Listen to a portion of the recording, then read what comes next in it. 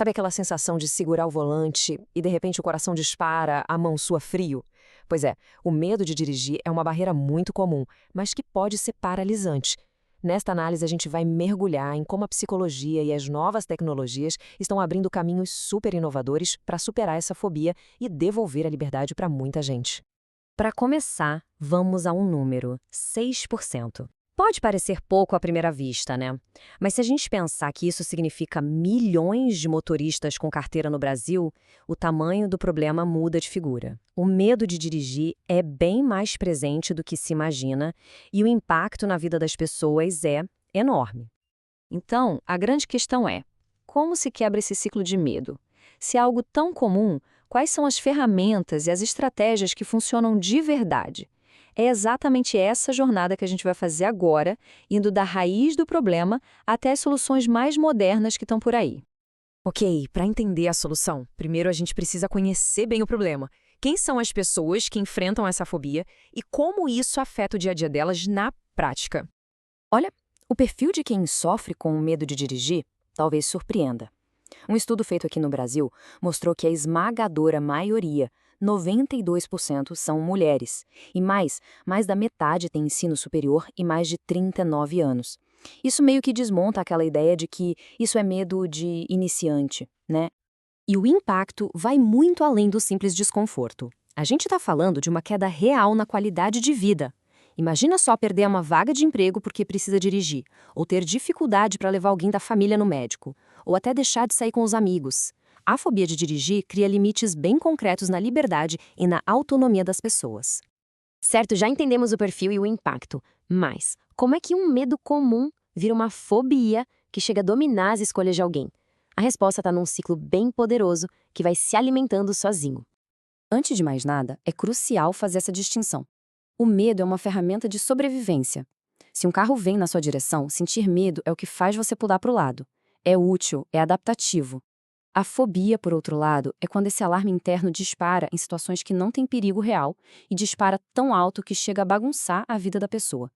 E aqui está o motor que alimenta a fobia, o tal do círculo vicioso da evitação.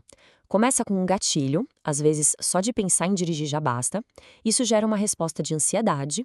A reação mais instintiva é evitar, né, pegar um ônibus, um carro de aplicativo, e funciona, dá um alívio na hora. Só que aí vem a pegadinha. Esse alívio ensina que fugir é a solução, e isso deixa o medo ainda mais forte da próxima vez. Então, se evitar é o que fortalece o medo, a solução, por mais estranho que pareça, é fazer o oposto.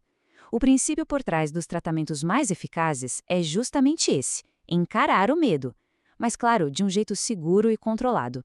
Essa abordagem tem nome: terapia de exposição. O conceito é bem direto. A pessoa confronta aquilo que dá medo várias vezes, mas num ambiente seguro. Com o tempo, aquele sistema de alarme interno que estava meio desregulado começa a se recalibrar. Ele vai aprendendo que o perigo não é real e a ansiedade vai diminuindo naturalmente. E essa terapia não é uma receita de bolo, não. Tem a exposição em vivo, que é ir para a rua e praticar no mundo real. Tem a interoceptiva, que foca em recriar as sensações do pânico, tipo a tontura, para a pessoa se acostumar. A abordagem pode ser gradual, começando com algo simples, como só sentar no carro desligado, ou até abrupta, em alguns casos. O segredo é adaptar para cada pessoa. A terapia de exposição é a base de tudo, mas ela não parou no tempo. Novas abordagens e a tecnologia foram refinando essa ideia, oferecendo caminhos ainda mais eficazes e personalizados hoje em dia. Uma dessas evoluções é a terapia de aceitação e compromisso, ou a ACT. Ela faz parte de uma nova geração de terapias e propõe uma mudança bem radical no jeito como a gente lida com sentimentos difíceis, como o medo. Essa frase aqui resume perfeitamente a mudança de perspectiva. Enquanto a terapia tradicional foca em fazer a ansiedade sumir, a ACT diz outra coisa. O objetivo não é se sentir melhor, e sim ficar melhor em sentir. Ou seja, aprender a conviver com a ansiedade sem deixar que ela mande em você. Na ACT, a exposição é para dentro, para os pensamentos, para as sensações desconfortáveis. A ideia é aprender a aceitar, a dar espaço para eles sem brigar e, mesmo sentindo tudo isso, conseguir agir na direção do que é importante na vida, como a liberdade de ir e vir. É sobre ganhar flexibilidade psicológica. Bom, se a ACT foca no mundo interno, a tecnologia nos deu uma ferramenta incrível para treinar no mundo externo de um jeito totalmente seguro. É a terapia de exposição por realidade virtual, ou VRE. Ela leva o princípio da exposição para outro nível. E para ter uma ideia do impacto da VVRET, olha só essa explosão no interesse científico. Em 1993, não tinha nenhuma publicação sobre o tema na área da saúde. Em 99, já eram 53. E em 2014, o número saltou para quase 5.000. É uma validação impressionante em pouquíssimo tempo. As vantagens são bem claras. A principal, claro, é a segurança. Dá para enfrentar um trânsito caótico sem nenhum risco de verdade. O terapeuta tem controle total, pode ir aumentando a dificuldade aos pouquinhos. Tudo acontece na privacidade do consultório, e os cenários podem ser repetidos quantas vezes for preciso. E ainda por cima, é um jeito ótimo de treinar as habilidades de direção em si. Então, nós temos a exposição no mundo real, a aceitação do nosso mundo interno e a simulação virtual. Como essas peças todas se encaixam e o que essa combinação diz pra gente sobre o futuro do tratamento de fobias? Resumindo, a gente tem 3 caminhos que se completam. A exposição em vivo, que é super válida porque é a vida real. A ACT, focada em dar flexibilidade para a gente lidar com o que se passa aqui dentro. E a VRT, que oferece um ambiente seguro e controlado para acabar com o medo e treinar.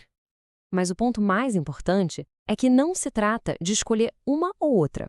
O futuro do tratamento está justamente na combinação inteligente dessas coisas. Usar a segurança da realidade virtual para dar o primeiro passo, integrar os princípios de aceitação da AT para lidar com a ansiedade e, finalmente, transferir tudo isso para o mundo real. A personalização é a chave de tudo. O que nos leva a uma reflexão final. Será que a chave para um futuro com menos fobias está exatamente aí, nessa combinação entre a aceitação psicológica e a simulação tecnológica? Talvez essa união do nosso mundo interior com as ferramentas do mundo exterior seja o caminho para que ninguém mais precise ter a liberdade limitada pelo medo.